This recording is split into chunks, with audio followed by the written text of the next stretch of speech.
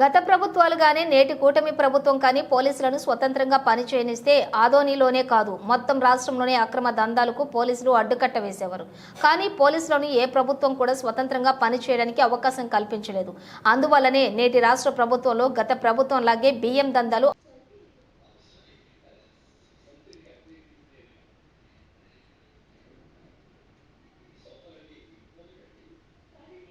మట్కా, గుట్కా, ఇసుక, ఎర్రమట్టి అక్రమ దందాలు జరుగుతున్నాయని senior journalist Telugu Eeranna demand చేయడం జరిగింది.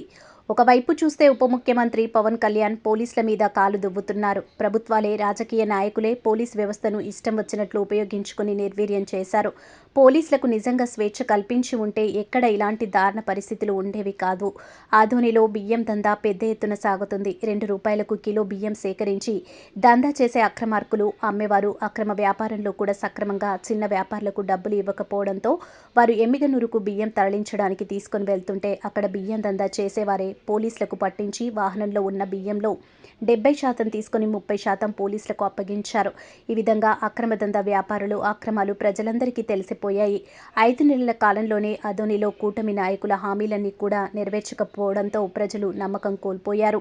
మాటల గారడితో ప్రజలకు ఎన్నో హామీలిచ్చి అక్రమంగా జరుగుతున్న దందాలకు అడ్డుకట్ట వేస్తామన్న ఎమ్మెల్యే పార్థసారథి ఇప్పుడు అక్రమ వ్యాపారాలన్నీ జరుగుతున్నా ఎందుకు కిమ్మనకుండా ఉన్నారో ఆయన సమాధానం చెప్పాల్సిందే.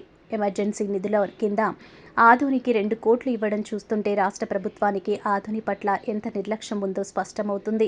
చిన్న చిన్న పత్తికొండ, ఆలూరు, ఎమ్మిగనూరు, మంత్రాలయం లాంటి మండలాలకు 10 నుండి 16 కోట్ల రూపాయలు ప్రభుత్వం విడుదల చేసి ఆదోనికి 2 కోట్లు విడుదల చేయడం ఎమ్మెల్యే, కలెక్టర్ దృష్టికి తీసుకురావడం జరిగింది. ఆదోనిలో నిర్మిస్తున్న 475 కోట్లతో నిర్మించే ఆ ప్రభుత్వం వైద్య కళాశాలకు నిధులు ఇవ్వకపోవడం చాలా దారుణం. ప్రభుత్వ వైద్యశాలలను రాష్ట్ర ప్రభుత్వం, ముఖ్యమంత్రి చంద్రబాబు నాయుడు ప్రైవేట్ పరం చేస్తుంటే ప్రభుత్వంలో ఉన్న ఉప ముఖ్యమంత్రి పవన్ కళ్యాణ్ చూస్తూ ఉండడం చాలా బాధాకరం. ముఖ్యమంత్రి చంద్రబాబు నాయుడుకు ప్రైవేటు జపం చేయడం మామూలే. తెలంగాణలో ప్రైవేటు పరం ప్రభుత్వ సంస్థలను చేయడం వల్ల అక్కడ మేధావులు, ప్రజలు ఇప్పటికీ ఆగ్రహం వ్యక్తం చేస్తున్నారు. వేల కోట్లు విలువ చేస్తే నిజాం షుగర్ ఫ్యాక్టరీలను అతి తక్కువ ధరలకు ప్రైవేటు వారికి అప్పగించారు. ఇప్పుడు రాష్ట్రంలో ఉన్న కోట్లాది రూపాయల విలువ చేసే ప్రభుత్వ వైద్య కళాశాలలో చంద్రబాబు ప్రైవేటు పరం చేయడం, అలాగే విద్యుత్తులో కూడా ప్రైవేటు భాగస్వామి చేయడం వల్ల ప్రజలపై భారం పడింది. ఇచ్చిన హామీలు నెరవేర్చలేదు. అందువల్లనే అప్పుడే ప్రజల్లో కూటమి ప్రభుత్వం పట్ల విమర్శలు, విలువలు ప్రారంభమయ్యాయి. ఎమ్మెల్యే వాల్మీకి పార్థసారథి గారు తన ఎన్నికల క్యాంపెయిన్లో ఇక్కడ ప్రభుత్వం మరియు ఆనాడు ఉన్నటువంటి వైకాపా ప్రభుత్వం అండదండలతోనే, ఆనాడు ఉన్నటువంటి ప్రజాప్రతినిధుల అండదండలతోనే మటకాలు, గుటకాలు, ఆ తర్వాత బియ్యం అక్రమ రవాణా, తర్వాత ఎలాంటి అక్రమ కార్యక్రమాలను జరుగుతున్నాయని, అలాగే ఎర్రమట్టి, ఇసుక దందా కూడా పెద్ద ఎత్తున సాగుతుందని చెప్పి ప్రజలకు చెప్పడం జరిగింది.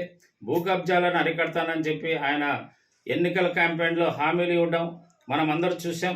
కానీ ఇప్పుడు సేమ్ అవే దందాలు అన్నీ కూడా బ్రహ్మాండంగా జరుగుతున్నాయి. మరి దీనికి ఎవరి అండదండలు ఉన్నాయన్న విషయం పైన ఈ అంశాన్ని ఎమ్మెల్యే పార్థసారథి వాల్మీకి గారే చెప్పాల్సినటువంటి అవసరం ఉందని చెప్పి నేను భావిస్తున్నాను.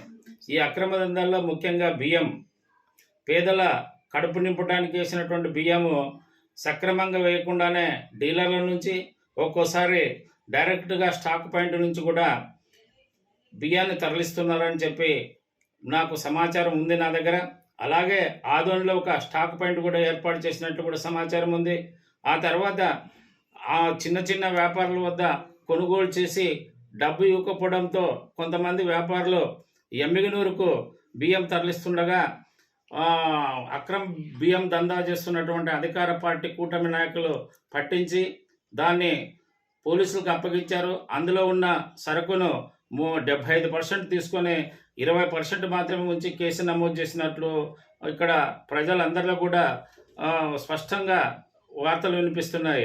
ఈ విధంగా అక్రమ దందా కొనసాగుతున్న మరి అటు పోలీసులు కానీ, ఇటు కూటమి నాయకులు కానీ చర్యలు తీసుకుపోవటం లేదంటే ఖచ్చితంగా కూటమి నాయకుల యొక్క హస్తం ఉన్నట్లే కదా.